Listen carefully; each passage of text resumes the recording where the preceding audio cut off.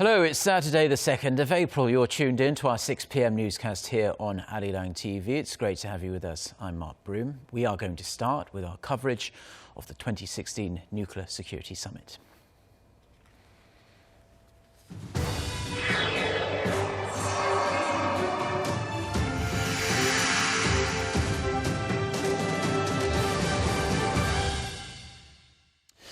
So the Nuclear Security Summit in Washington is our starting point this evening. And the summit, the fourth and final of its kind, has come to a close, with the 52 participating countries pledging to continue efforts to bolster nuclear security in the face of global threats.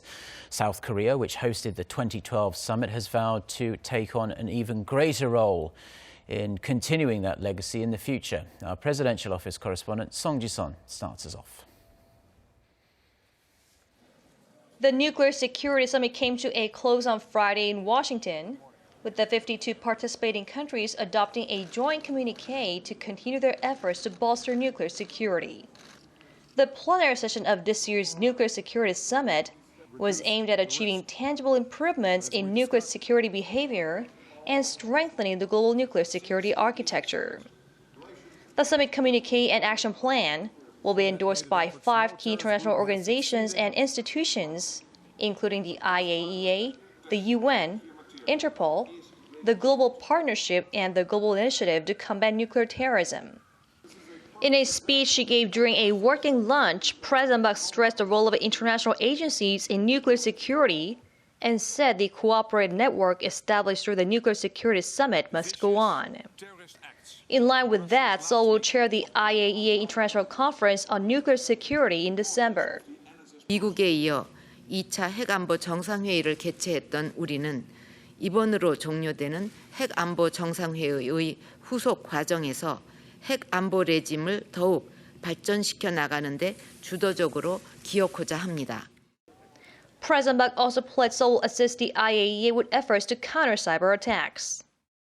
Wrapping up her time at the Nuclear Security Summit, President Park will fly to Mexico on Saturday for summit talks with her Mexican counterpart, Enrique Peña Nieto, to seek greater economic cooperation between the two countries and support for implementing international sanctions on North Korea. Song Ji-son, Arirang News, Washington.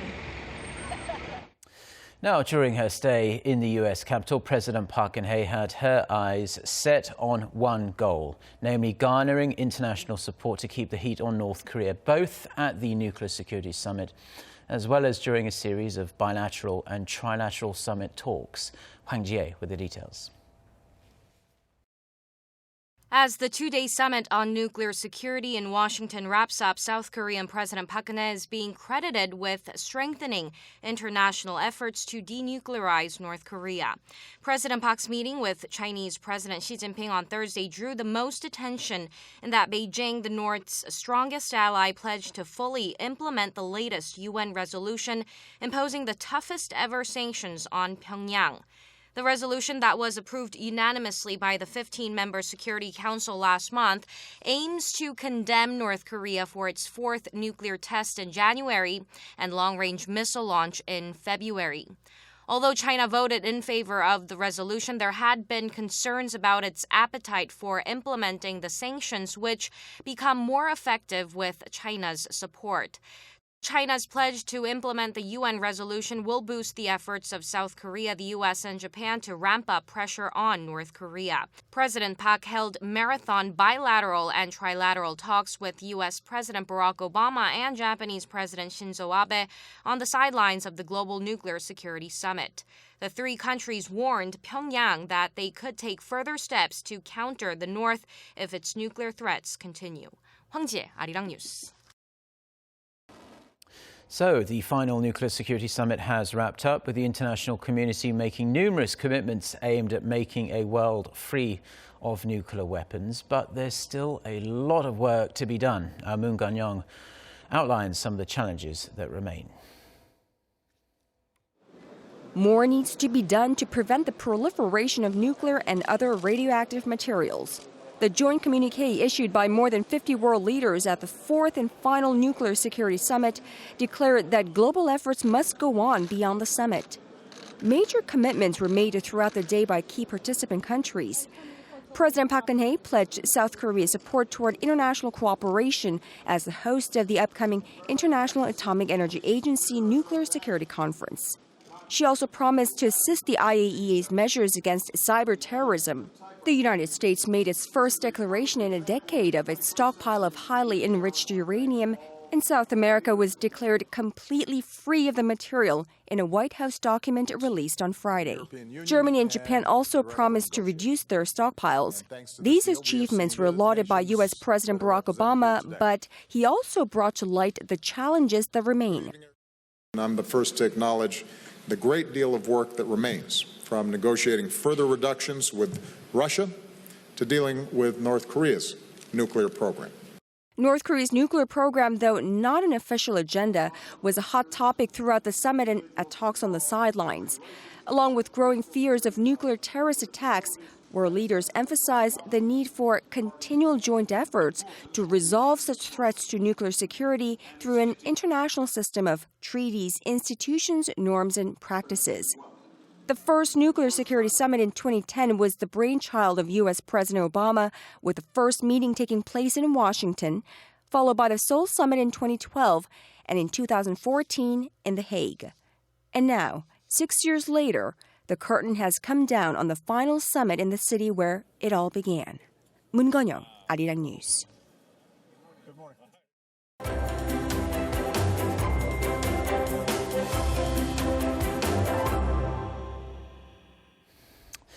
Now, in other news, there's no rest for South Korea's political parties this weekend, with the country's 20th general election just 11 days away now.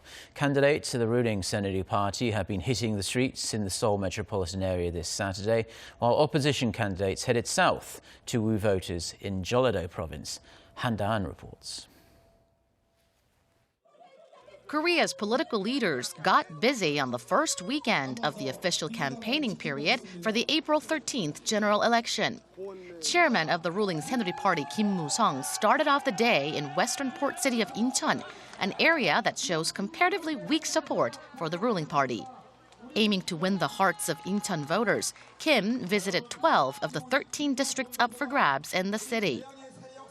Given the proximity of Incheon to North Korea, Kim stressed how the ruling party has always been at the forefront of keeping South Korea safe from North Korea's threats.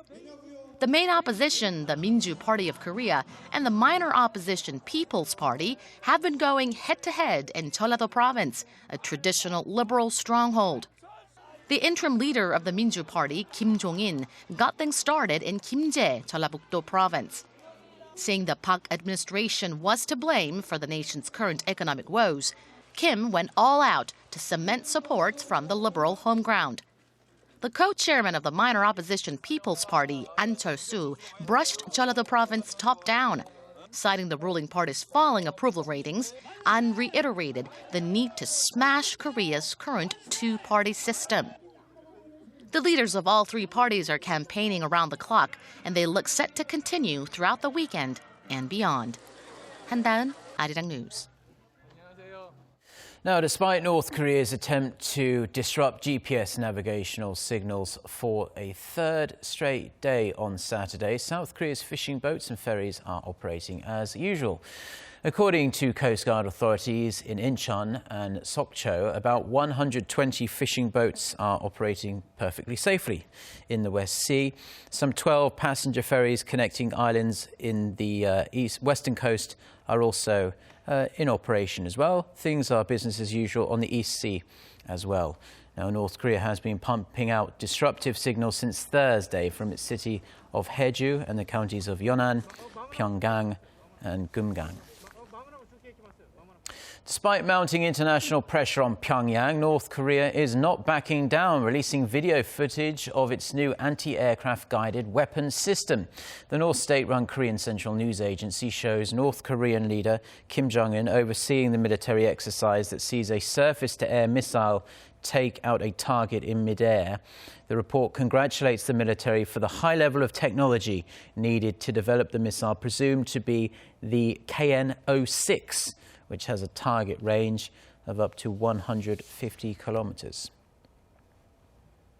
The European Union is stepping up pressure on North Korea by slapping more sanctions on the regime. It's even slashing humanitarian aid as there are concerns the funds are being funneled into Pyongyang's nuclear and missile programs. Our Kim Ji-yeon has this report.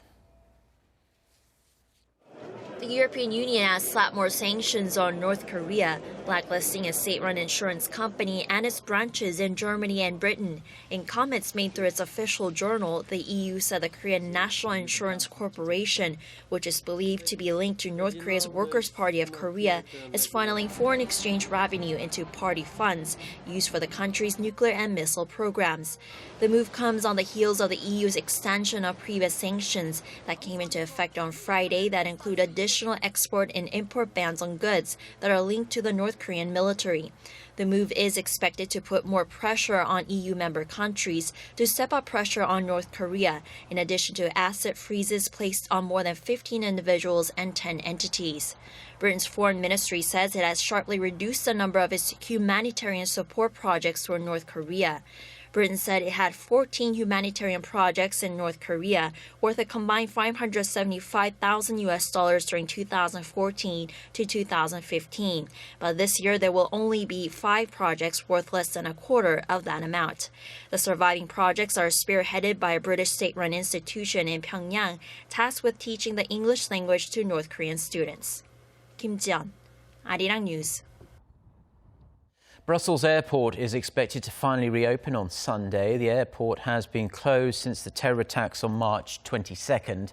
2 suicide bombs in the departures hall and another at a subway station killed 35 people and wounded over 200 others. Officials say the airport is ready to restart flights after a temporary check-in zone was put up.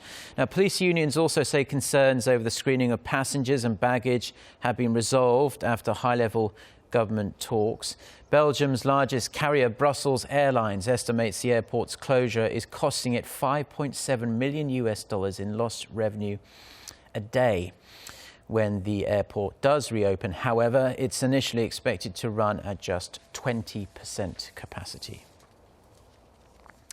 Now, we're now into the month of April, and April is Science Month here in Korea. And adding to the general excitement, this year marks the 50th anniversary of the Korea Institute of Science and Technology. To celebrate, a number of on- and offline events will be held nationwide to offer children and adults some high-tech experiences. Oh Jung-hee reports. Korea celebrates Science Month every April, with this year holding special significance. 2016 marks the 50th anniversary of the founding of the Korea Institute of Science and Technology. The Ministry of Science, ICT, and Future Planning announced plans to hold various events and festivals all across the country for the public to experience just how fun science can be. Science Month will kick off 2-day cultural fairs simultaneously at science museums in 5 major cities, including Seoul, Gwacheon, Gwangju, Daegu, and Busan. Families will be able to enjoy magic shows and book concerts, as well as experience virtual reality, robot technology, and drones. The third FameLab competition, created in Britain in 2005 and now held in over 20 countries worldwide, will also take place at the end of April. Participants from the fields of physics, chemistry, earth science, and biology will compete in an innovative format, giving short scientific talks to communicate their work within a time limit of 3 minutes. In line with these events, the Korean government plans to reach out to the public online, mainly through viral campaigns via social network services, to promote an atmosphere of celebration about science across the country. Free science-themed emoticons will also be available for download to KakaoTalk, Korea's most widely used mobile messenger. Oh Jung-hee, Arirang News. Now, before we go, we are going to leave you with a brief overview of the weekend weather here in Korea. And after today's sunshine and warm temperatures, we are going to see more clouds and the mercury is going to fall on Sunday. Seoul will be overcast. The high will top out at 14 degrees Celsius. Tonight's overnight low will dip to 8 degrees Celsius. With that, let's take a look at the weather around the world.